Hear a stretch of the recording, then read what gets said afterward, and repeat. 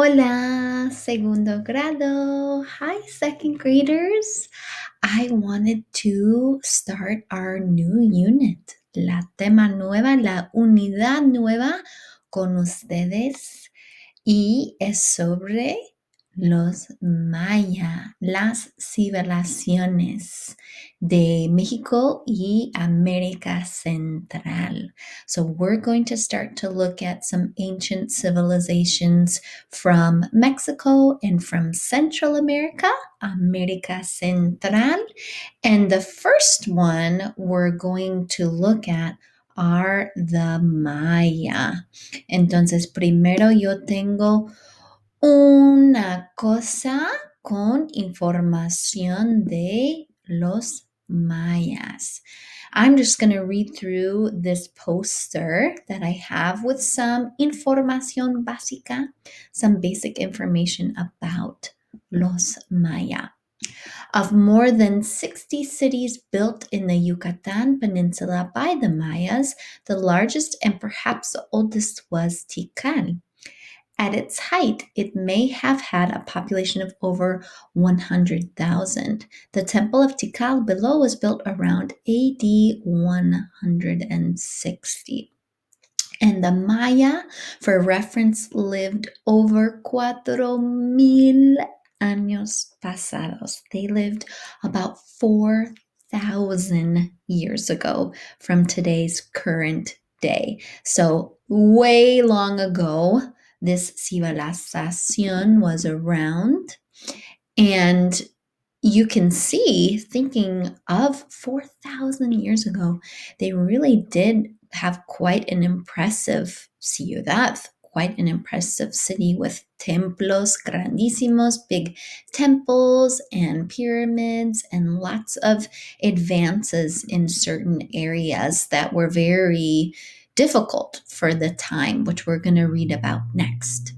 And just to show you real fast before I forget, the picture turned out kind of dark. This is from a book I have about the Maya as well. But when we're talking about the Yucatan or the Yucatan Peninsula, it is right here at the very end of Mexico. So the Maya, 4,000 años pasados, 4,000 years ago, inhabited more of the southern part of Mexico. And they also went into Belize, Guatemala, El Salvador, Honduras, a little bit of Nicaragua. So 4,000 years ago, 4 años pasados, this is where the Maya used to live. The Maya's chief industry was agriculture. Probably 9 of 10 people tilled the soil. Planting by hand was only the use of a stick, or with only the use of a stick. They raised great crops of corn, peppers, vegetables, cotton, and cacao, which is like chocolate. And they cultivated bees to produce honey. Corn, sunbeams of the gods, provided the foundation for this brilliant civilization built in the jungles of Central America. The chiefs of the various provinces even paid yearly taxes in corn. The Maya people were short with an average height of just over 5 feet. Women were only about 4 feet, 8 inches tall with straight black hair. Common people had little education, but the upper priestly class enjoyed writing, painting, and were highly skilled in math, engineering, and science. The Maya had constructed a lunar year calendar of great accuracy. And that's something even 4,000 years ago when the Maya lived. They're kind of known by historians or people that study history of ancient civilizations as a really important civilization for our yearly calendar that we currently use. Our calendar of 1 year, un año, based on 365 days a year, that comes from this civilization. And they actually were great astronomers as well, studying space and the stars and the sky. So that's probably where they got their calendario or their calendar from. Found in a tomb, this mosaic jade jar shows the Maya's artistic genius. A Mayan chieftain and a young boy are shown in front of Mayan temples and observatories. The Maya built observatories in many other cities to aid in their study of astronomy. So that's kind of what they're known for. And they're actually also known for, it mentioned matemáticas or math. They are credited or given credit for the idea of the number zero or the number zero, which sounds very odd, doesn't it? To think there was a time in history where the number zero or cero was not around or invented yet. But you'll see in your assignment for this week, also attached for Google Classroom, you'll practice a little bit with some matemáticas, some math of Maya, and what they used to represent nothing or el número cero, the number zero, was actually una concha or a shell. That was kind of the symbol of nothing, which you'll see on your worksheet doing some matching of some símbolos de matemáticas or some mathematical symbols. So, what I wanted to share part of with you today, it's kind of a longer story. So, we will continue it together next week. Next Monday, the 14th, el 14 de diciembre, when we have our next live Zoom, is a story about Quetzalcoatl.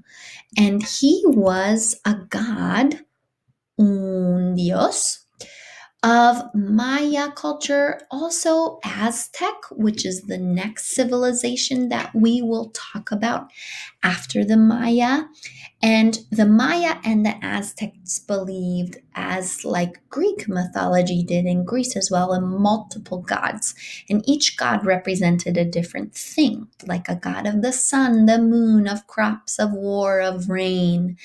And Quetzalcoatl was one of the most important. So, this is a tale of how chocolate or chocolate came to exist on Earth. And it's always one of my second graders' favorite stories we read together each year. So, I hope you can enjoy it as well. And again, it's kind of a longer story. So I will love to take voluntarios when we meet next Monday on the 14th for our live, but I will start reading the story out loud with you. And lastly, before I start, if you're thinking, wow, this word Quetzalcoatl does not sound like Spanish, that's because it's not. The Maya spoke Quechua, which is a totally different language, much harder. So if you hear words like Quetzalcoatl, the name of the god we're talking about, or other words in the story that sound a little different from Espanol or Spanish, that's because it's not. It's actually a different language, Quechua, which is what some Maya spoke. They give us some basic information here at the beginning. Quetzalcoatl is a mythical figure of the Mesoamerican people, the region including Mexico and Central America. He is credited with bringing civilization and chocolate to the people of the earth. Cacao is a tree that produces the bean from which chocolate is derived or comes from.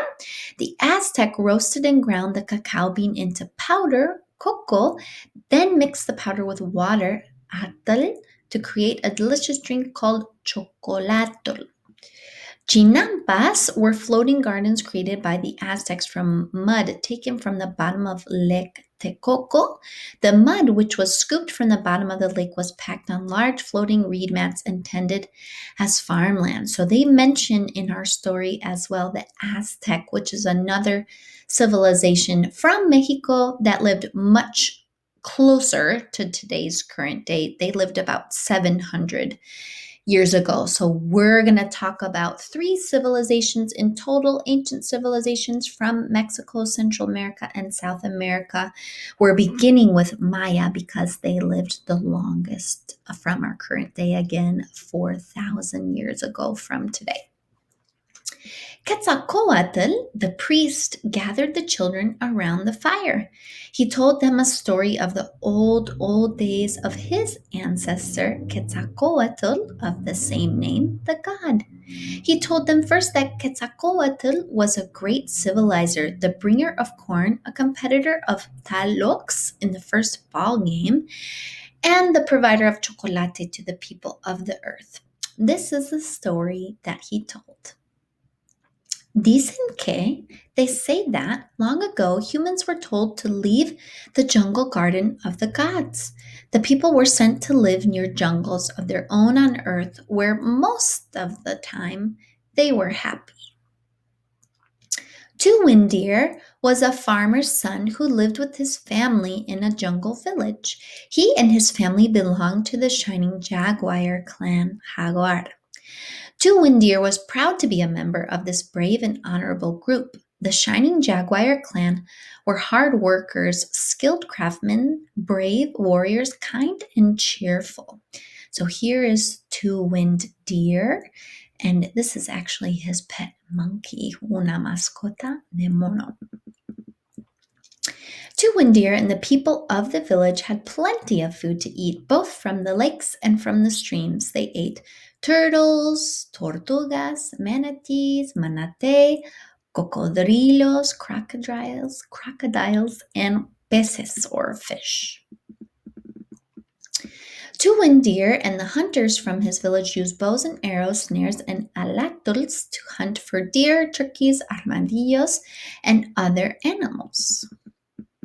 Sometimes the hunters used blowguns with pellets to shoot ducks, pigeons, and quail as they flew through the air. In their chinampas, which again were like these floating gardens, which again for the time, 4,000 years ago, 4,000 años pasados, was very impressive. And later on in this unit, we'll see a cool video about chinampas or these floating gardens over here in the picture. In their chinampas, village farmers grew corn, beans, squash, melons, sweet potatoes, fruits, and other vegetables. The villagers always had plenty to eat. Now, the people who lived on earth were unhappy about one thing. In the gods' jungle garden, they had cacao, a tree from which a special chocolate drink was made. Chocolate was served from a splendid turquoise and clay vessel known as the chocolate pot. The people on earth missed their special chocolate treat. The lords, nobles, and priests all agreed with the people of the earth. They too craved their special chocolate drink. So the lord, nobles, and priests came together in the sacred temple on the great plaza, and they met to form a plan. So here is a picture. Solamente es una foto, no hay palabras. There are no words, but this is kind of to show you that big open air plaza, what it looked like way back 4,000 years ago. At the same time, the priests, lords, and nobles were meeting in the temple. Two Windeer and his pet monkey were playing ball nearby. Two Windeer gave a mighty toss and accidentally threw his rubber ball across the plaza into the sacred temple. The Maya are also credited with being the first civilization to create a game that's kind of shown today as basketball, baloncesto, and it was called Pokatok. And we will see a video and read another story later about that sport, Pokatok. So that's what Two Windeer y el mono está jugando. They were playing and they accidentally had their rubber ball go across the plaza and into the sacred temple, which is not where they're allowed to be. Monkey scampered after the ball while Two Windeer quickly followed. Once inside the forbidden place, Two Windeer found the lords, nobles, and priests in a serious conversation. Life was good in the jungle garden, the chief priest said to the others. We had all the cacao we ever wanted. Our people miss chocolate. The others thought sadly and shook their heads. From the corner where he was hiding, Two Windeer said without thinking, Quetzalcoatl might help us. When we lived in the jungle garden, my family sat under the cacao tree where Quetzalcoatl let us drink chocolate from his golden goblet. Sometimes we mixed the chocolate drink with my yeast flour. I liked the drink best with honey, but my father liked his chocolate with chili.